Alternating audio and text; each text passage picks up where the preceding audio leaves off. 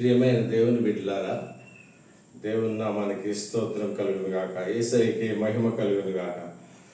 అనేక దినములుగా యేసుక్రీస్తు ప్రభు నిజదేవుడని గొప్ప గొప్ప వాక్యాలు మీ ముందుకు తీసుకొచ్చాను. ఈరోజు కూడా అద్భుతమైన వాక్య భాగంలో నుంచి ఆయన యేసు నామమును స్వస్థపరిచినట్లు యేసు మృతులలో నుండి లాజరును లేపినది ఏ విధంగానో మీకు తెలియజేస్తున్నాను. యేసుక్రీస్తు దేవుడు అని నిరూపించడానికి ఈ బైబిల్ గ్రంథంలో అనేకమైన వాక్యాలు ఉన్నాయి. కానీ వాళ్ళు ఏమంటారంటే, నా ముస్లిం సహోదరులు, నా ప్రాణ స్నేహితులైన ముస్లిం సహోదరులు ఏమంటారంటే, యేసుక్రీస్తు దేవుడు కాదు, కేవలం సేవకుడు, ఆయన ప్రవక్త, తండ్రి అయిన దేవుడు, దేవుని వద్ద ఉండేవాడు, అంతేగాని అది ఆయన దేవుడు కాదు, దేవుడని వీళ్ళు భ్రమిస్తున్నారు అని చెప్తున్నాడు. కాబట్టి అది శుద్ధ తప్పు. వీరు ఖురాన్ గ్రంథాన్ని చదివారు, బైబిల్ గ్రంథాన్ని చదివారు, అన్ని గ్రంథాలను చదివి బైబిల్ గ్రంథాన్ని రివర్స్లో అర్థం చేసుకుంటున్నారు. రివర్స్లో అర్థం చేసుకున్న వారి కోసమే చేస్తున్నాను, కానీ నేనేదో పెద్ద గొప్పగా వాక్యం చెప్తానని కాదు.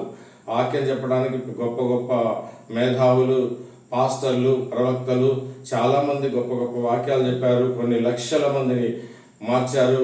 220 దేశాల్లో యేసుక్రీస్తు ప్రభు ఆరాధనీయుడై ఆరాధింపబడుతున్నాడు. అపోస్తలుడైన పౌలు రాసిన పత్రికలో 3వ అధ్యాయం 6వ వచనంలో ఆయన స్పష్టంగా మాట్లాడుతున్నాడు. చూడండి, అంతటా పేతురు, వెండి బంగారములు నా యొద్ద లేవు కానీ నజరేయుడైన యేసుక్రీస్తు నామమున లేచి నడుము అని చెప్పాడు.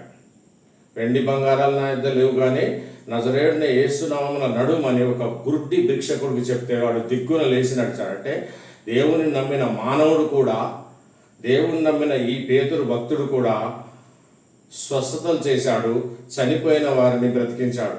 అయితే వాళ్ళు ఏమంటారు, చనిపోయిన వారిని మరి ఈయన బ్రతికించాడు, ఈయన కూడా దేవుడే కదా అంటాడు. కానీ చనిపోయిన వారిని బ్రతికించడం యేసు నామం వాడారు. యేసు నామమున లే అని చెప్పి మనం వాడాం. కానీ యేసు అయితే లాజరు బయటికి రా అన్నాడు. అధికారం కలిగిన స్వరంతో అధికారుడిగా మాట్లాడాడు. యోహాను సువార్త 12వ అధ్యాయంలో యేసు స్వయంగా చెప్తున్నాడు, నేను మృతులలో నుండి లేపిన లాజరు తప్ప ఇంకా ఎవరున్నారు ఇక్కడ అని మాట్లాడుతున్నాడు. మృతులలో నుండి లాజరును లేపాడు యేసుక్రీస్తు ప్రభు. అదే యేసు నామమున పేతురు లేపుతున్నాడు. ఏమంటున్నాడు ఆ స్వస్థపరచబడిన వాడు ఏమంటున్నాడు ఒకసారి చూడండి, మీకు తెలుస్తుంది. అపోస్తలుల కార్యం 4వ అధ్యాయం 10వ వచనంలో, మీరందరూ ఇశ్రాయేలు ప్రజలందరూ తెలుసుకోవలసినది ఏమనగా, మీరు సిలువ వేసినట్టు మృతులలో నుండి దేవుడు లేపినట్టు నజరేయుడైన యేసుక్రీస్తు నామముననే వీడు స్వస్థత పొంది మీ ఎదుట నిల్చున్నాడు. దేవునికి స్తోత్రం, యేసయ్యకే మహిమ కలుగును గాక. దీన్ని బట్టి యేసుక్రీస్తు దేవుడని స్పష్టంగా తెలియజేయబడుతుంది. ఇంకా చూడండి ఎలా ఉన్నదో, ఎక్కడున్నదో. రోమపత్రిక 16:27లో, అద్వితీయ జ్ఞానవంతుడైన దేవునికి యేసుక్రీస్తు ద్వారా నిరంతరము మహిమ కలుగును గాక. ఈ వాక్యం నా ముస్లిం సహోదరుడు చూపిస్తాడు. అద్వితీయ జ్ఞానవంతుడైన దేవునికి యేసుక్రీస్తు ద్వారా మహిమ కలుగును గాక అంటే, అద్వితీయుడైన దేవునికి, తండ్రి అయిన దేవునికి యేసుక్రీస్తు ద్వారా మహిమ కలుగుతుంది. మరి యేసుక్రీస్తుకి ఎవరి ద్వారా మహిమ కలుగుతుంది అది చెప్పడు. ఇప్పుడు చూడు, యేసుక్రీస్తుకి ఎవరి ద్వారా మహిమ కలుగుతుందో చూపిస్తారు. చూడండి, 1 తిమోతి 6వ అధ్యాయం 15వ వచనంలో, శ్రీమంతుడును అద్వితీయుడునకు సర్వాధిపతి 3 బిరుదులు ఇచ్చాడు యేసుక్రీస్తు ప్రభువుకి. శ్రీమంతుడును అద్వితీయుడునకు సర్వాధిపతియు యుక్త కాలమందు ప్రత్యక్షమగుతూ వచ్చెను. దేవునికి స్తోత్రం, యేసయ్యకే మహిమ కలుగును గాక. యుక్త కాలమందు ప్రత్యక్షమవుతూ వచ్చెను,